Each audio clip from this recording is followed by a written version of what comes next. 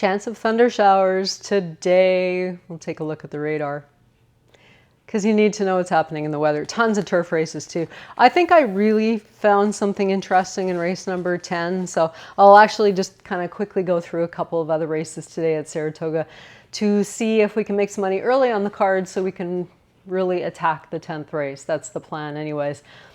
Now, the horses I'm going to mention early on, I'm not expecting a ton of value, but the one horse looking for Loki, this race number 3 today, 6.5 furlongs for $25,000 claimers. Looking for Loki for Danny Gargan. I think that this one is probably going to be the one to beat. Claimed, given a little bit of freshening, get ready for Saratoga. That's all okay. Those are good actual Danny Gargan stats. Really good off the claim, really good with these little freshening moves. I like the fact Franco gets in the saddle as well, Manny Franco. I am liking him on a couple today. So looking for Loki Keys, my selections there in race number 3.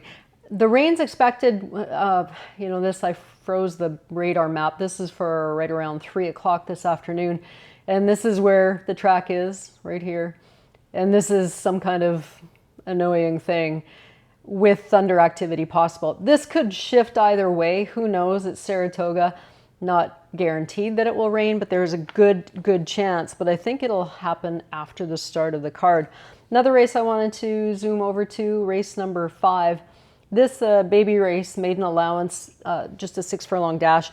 There's a couple horses in here I'm putting on the ticket. The one Whittington Park, 7-2 morning line, which I find interesting. Brad Cox, Manny Franco, down on the inside.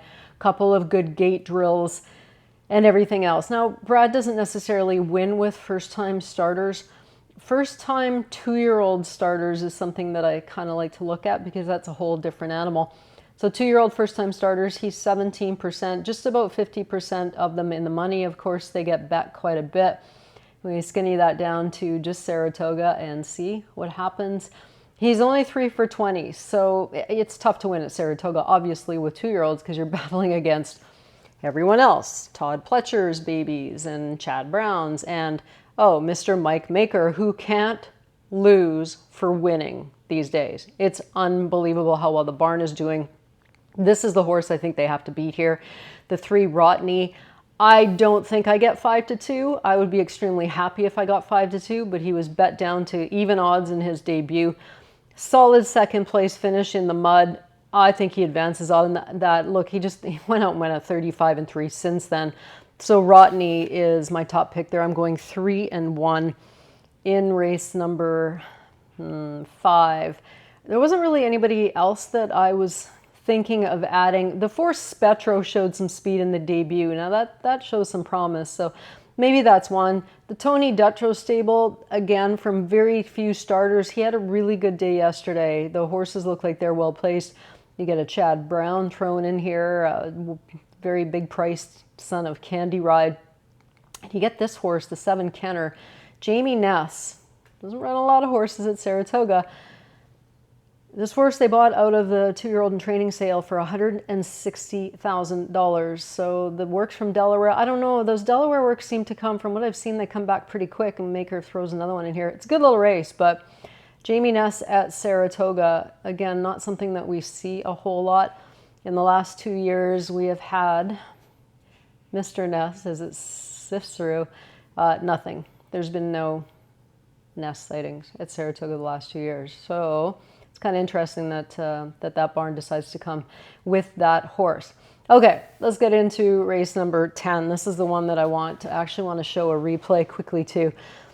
A good thing to do is watch replays. You know, if you have the time, it's probably one of the most important things. The one Exotica, Mike Maker, now avoided claim last out. There's been, the requisite time away and a whole ton of works. They come right back for the 25, so clearly this filly is for sale. One that they're not, going to cry over if she goes, I guess, but doesn't fit the program. But, I mean, they offered her for 40 right at first asking.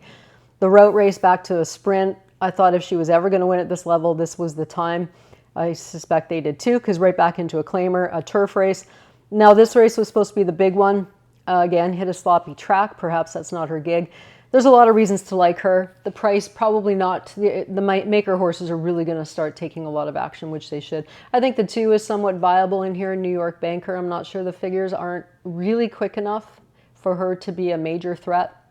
But the one that I really, really like is number 8, Maria's Gift. There's one thing I don't like about her, and that's the fact that there was a maiden 25. Some of these other ones competed in it since then, and it was in July. It was right here, July the 9th, and they didn't go in there, but maybe just giving her a bit of freshening. She had the worst trip here ever. So the comment line says, hit the gate at the start and kept on. So I want to take a look at this. There's a couple spots in this race that I need to show you. And actually watch, she's the 12. And you're going to see Jalon, you know, Manny Franco was riding this day. You're going to see Jalon Samuel, who's on the 11, actually save Manny Franco as much as he possibly could. We'll look at the head on because otherwise you can't see it. I'll show that again. So watch closely. It's this 12 and Jalon's on the 11. These guys take care of each other. So you can see Manny almost falls off. Jalon actually pushes his elbow out. One more time for the people in the back. Jalon pushes his elbow and tries to give Manny a little push back into the saddle. So, I thought that was kind of nice.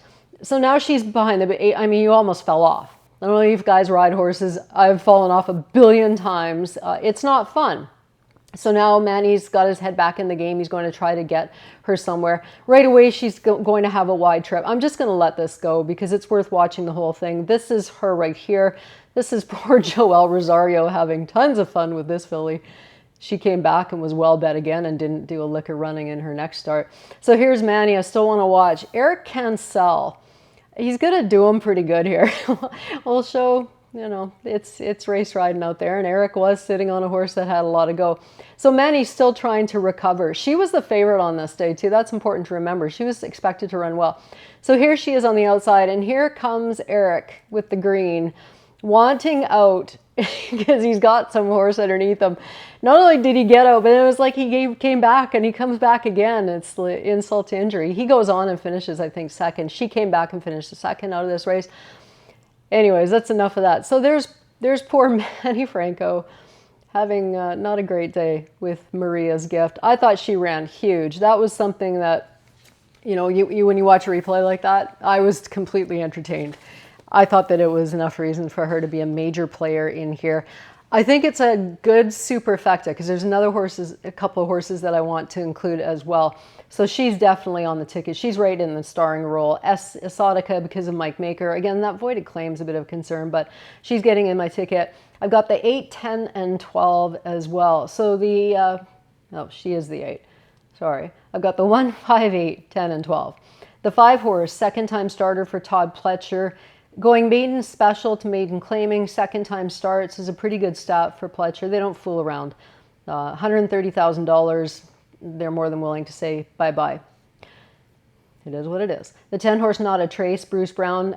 She needs to come back. If she comes back to this race that she ran in the mud, she might even get mud today. Maybe that moves her up. Blinkers go on. And the 12 horse Willow Grace has run a couple of races that could win this race, depending on what happens. Manny was riding her quite a bit.